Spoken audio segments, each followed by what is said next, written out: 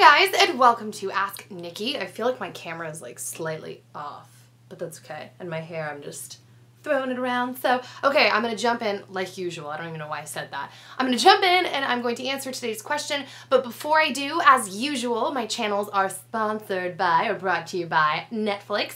So if you use the link netflix.com/Nikki, you get a free 30-day trial of Netflix. Love it to the 10th extreme. Yeah, we've watched through like so many series on Netflix, it's unreal. So I'm gonna jump in right now and let's do it. Hey Nikki, can you please give me some advice on something that is driving me #cray? About 3 years ago when I was 16, I met a guy at youth group and we developed a thing for each other. And one night at youth group we even kissed, but we weren't in a relationship, we just really liked each other. Then one day out of the blue on Facebook, he changed his relationship status to in a relationship with a girl I didn't even know existed. They only lasted 2 months. When I saw that I got extremely upset, I confronted him about it. And I said, "What about us?" And he said, "Oh, I'm only sexually attracted to you." Wait, I just lost my spot. Sorry. After that happened, I thought that I deserved better, so I just forgot about him for a few years. Now, about 3 years later, he is single and I have developed feelings for him again. We haven't seen or talked to each other for a few years, but from what I've seen on Facebook, he's changed. I really want to meet up with him again and see what happens, but I don't know if that's the right thing to do. I really like him and I can't stop thinking about him. Any advice? Thank you. Okay, so my advice to you is A, yes, people do change. B, especially young people, because young people are going through, that's kind of why whenever I talk about dating in the first place, and I'm like, you probably don't want to date in high school, like don't aim to date.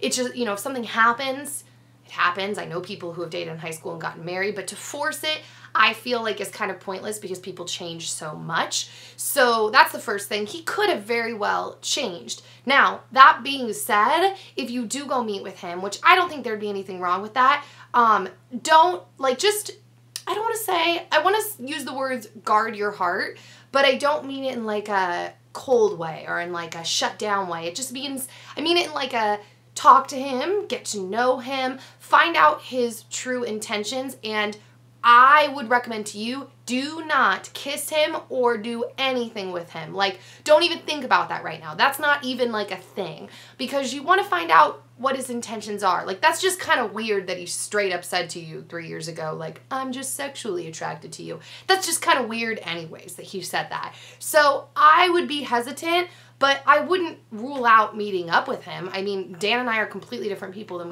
we're in high school. That being said, I feel like, I don't know, you want to look for character, you want to look at his morals, and you really want to ask yourself why you like him. Because if you just like him, let's say it's because I don't know why you like him. Let's say you really find him really funny.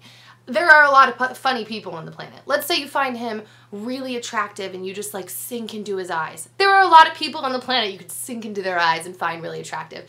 Finding someone attractive or funny are never good reasons by themselves to be with someone, or, you know, oh, he makes me feel good. Lots of people can make you feel good. You want to go into things looking at people's character and their morals and their heart, because a lot of those other things like senses of humor or I don't even know, things like that, or storytelling or bonding over situations, that can happen as you develop a relationship anyways.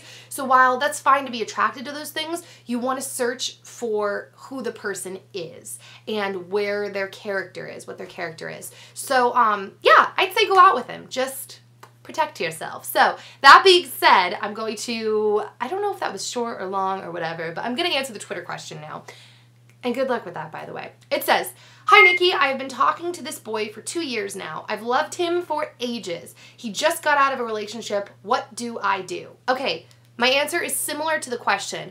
I would say, or the first question, I would say develop a friendship with him. That's always the best way, I think, to start a relationship, is to just, I feel like this is tilted and I've been leaning the whole time, is to just develop, now it's the other way. Develop a friendship with someone and get to know the person, who they are, what you like about them, what their beliefs are, all of that.